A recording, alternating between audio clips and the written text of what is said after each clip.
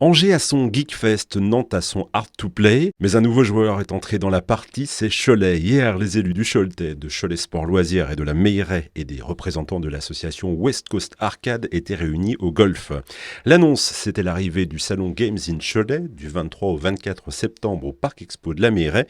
On y retrouvera différentes formes de jeux, des jeux vidéo, notamment des jeux rétro, des bornes d'arcade, des flippers, des jeux de société, de la réalité virtuelle.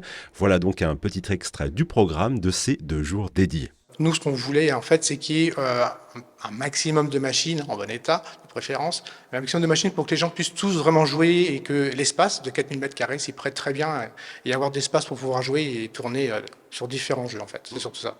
Quand on parle de machine, on parle de quoi comme machine exactement? On peut trouver du rétro gaming, donc ce qu'on a connu, les Nintendo peut-être plus jeunes, et puis peut-être des choses un peu plus vieilles aussi? Voilà, en fait, on essaie de faire, alors, du début du jeu, je dirais pas ça, mais en fait, d'avoir une évolution en fait des jeux vidéo. Donc c'est pour ça qu'il y a aussi de la réalité virtuelle, mais il y aura effectivement pas mal de consoles rétro. Super Nintendo, Mega Drive, Neo Geo pour les fans. D'ailleurs, c'est Neo Geo Fan qui va venir nous aider à faire ça.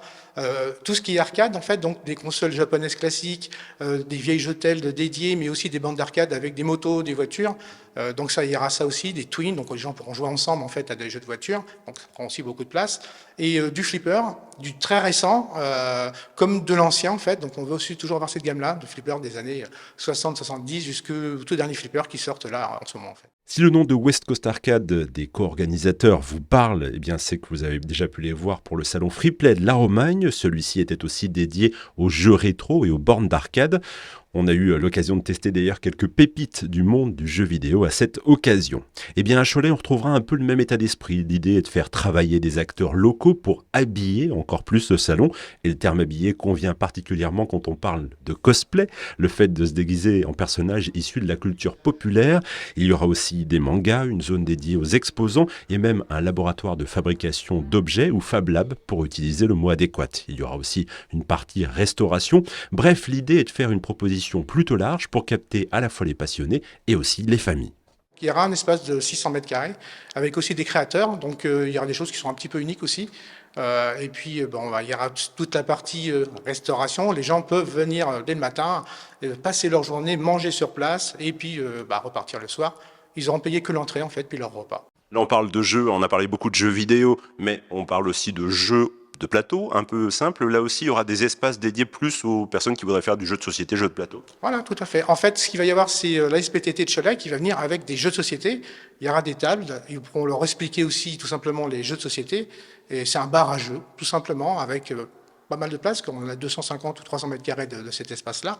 Il y aura le cosplay, il y aura alors un espace Fab Lab, c'est plutôt pour les gens qui vont faire de l'impression 3D ou des choses comme ça, qui sont très utiles pour les cosplayers, et pour nous aussi d'ailleurs, parce qu'on ne trouve pas toutes les pièces forcément.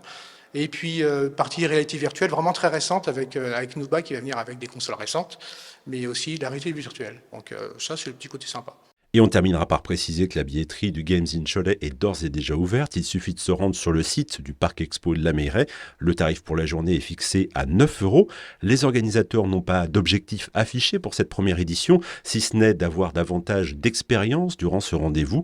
Et pourquoi pas inscrire la manifestation au calendrier une année sur 2.